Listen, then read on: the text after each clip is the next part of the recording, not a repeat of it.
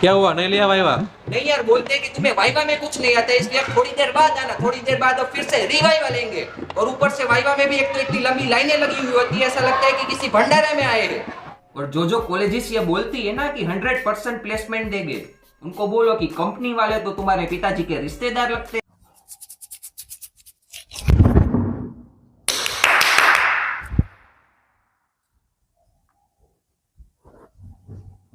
Welcome back guys. तो आज मैं बात करूंगा the most suicidal, the most depressed, the most haunted field के बारे में, वो है इंजीनियरिंग।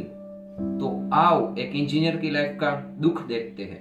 लग गए लग गए।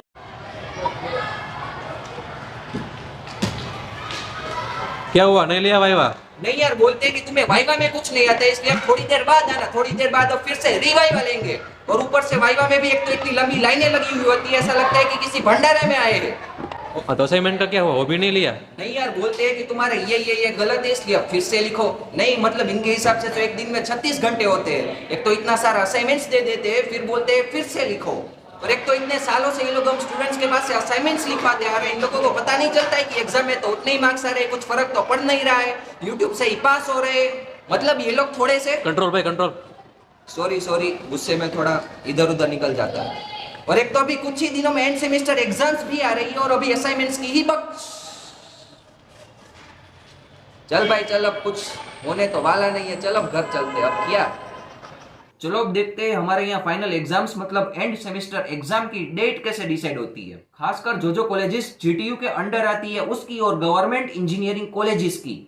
एग्जाम से डर लगता है जब्बर।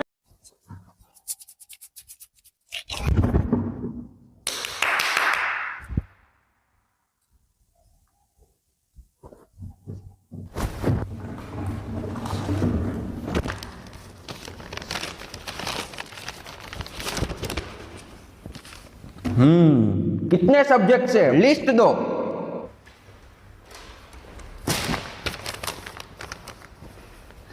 अच्छा लिखो, इंग्लिश फर्स्ट। सर बट वो तो इजी सब्जेक्ट है, कम छुट्टी वाले दिन रखते हैं ना। अगर तुम्हें ज्यादा पता है तो तुम ही बैठ जाओ इधर मेरी जगह। नहीं सर, लिख दिया। और डेट लिखो 6 जुलाई। लिख लिया सर। आगे? अब लिखो मैथ्स 7 जुलाई। सर जी लेकिन मैथ्स तो बहुत हार्ड है, उसके लिए प्रिपरेशन का दिन नहीं देना है। नहीं, फर्स्ट सेमेस्टर वाला है ना, इसलिए थोड़ा प्रेशर स्टार्टिंग में देना पड़ता है। ये भी ठीक है। अब लिखो फिजिक्स।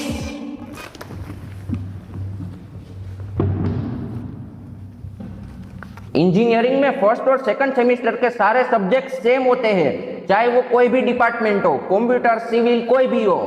और ये शार्क टैंक नहीं है।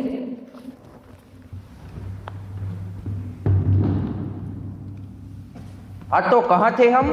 सर जी फिजिक्स। लिखो 8 जुलाई फिजिक्स। सर जी इतना प्रेशर, ये बच्चे फट नहीं जाएंगे 3 एग्जाम कंटिन्यू देकर? मुझे ज्यादा पता है या तुम्हें? आपको सर। बोलो छुपा के। क्या बोला? वो कुछ नहीं सर। अब क्या लिखो, बोलो। अब लिखो BEE बेसिक इलेक्ट्रिक इंजीनियरिंग 15 जुलाई। सर जी 8 से डायरेक्ट 15? इतनी सारी छुट्टियां? पहले 3 पेपर में आपने छुट्टियां ही नहीं दी है। मैं तो कहता हूँ इन सब छुट्टियों को पहले 3 पेपर के बीच में बांट दो। नहीं, मैं ज्यादा जानता हूँ या तुम? आप सर, आप। बाकी के सब्जेक्ट्स की डेट तुम देख लो। अब बचा ही क्या है? तो ऐसे ही निकलती है हमारे एग्जाम्स की डेट्स। पता नहीं कौन अनपढ़ डेट्स निकालता है एग्जाम्स की।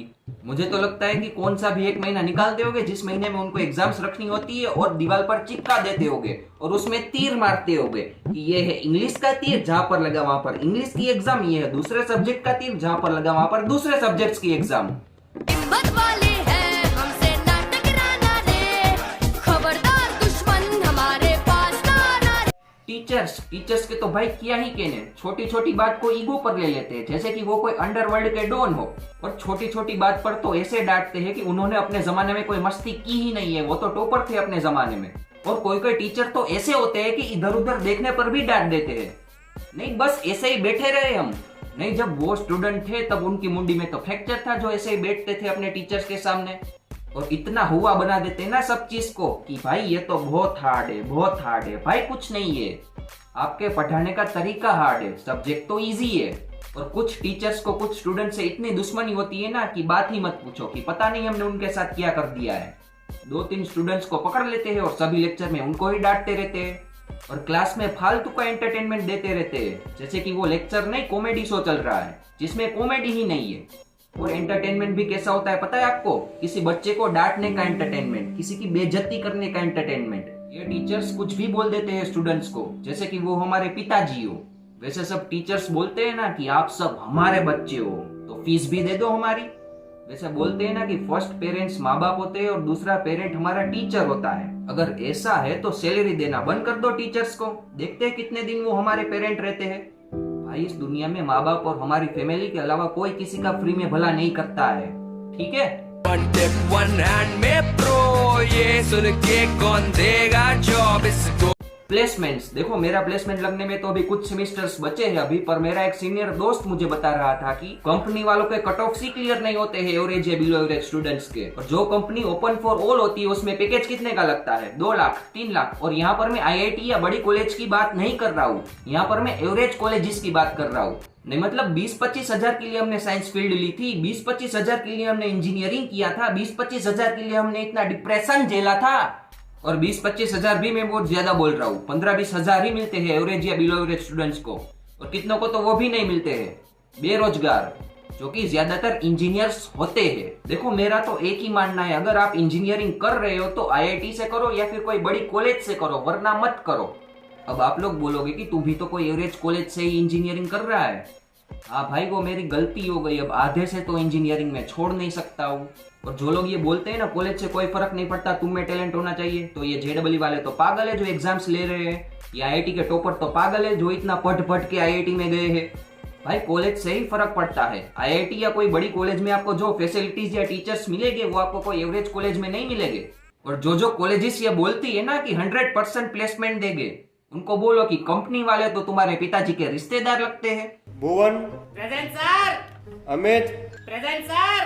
Prajakta, present sir.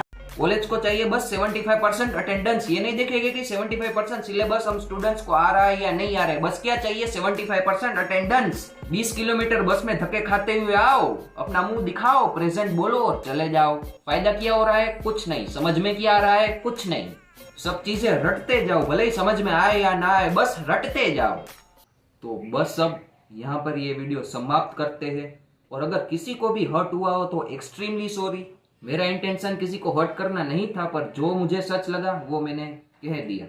मैं वैसे ऐसे वीडियोस नहीं बनाता हूँ, कॉमेडी वीडियोस ही बनाता हूँ, पर ये वाला थोड़ा सीरियस हो गया। तो बस अब यहाँ पर ही सीरियसनेस को समाप्त करते हैं। अगर आपको ये वीडियो अच्छी लगी हो तो एक लाइक करो, एम करते हैं 50 लाइक्स का। और ये वीडियो अपने 3 इंजीनियर दोस्तों को शेयर करो, उनको बोलो और 3 को शेयर करें। ऐसे ही हम इंजीनियर्स का गठबंधन बनाएंगे। और अगर आप नए हो तो सब्सक्राइब करो। और अब जल्द ही मिलते हैं अगले कॉमेडी वीडियो में। Tata, bye bye.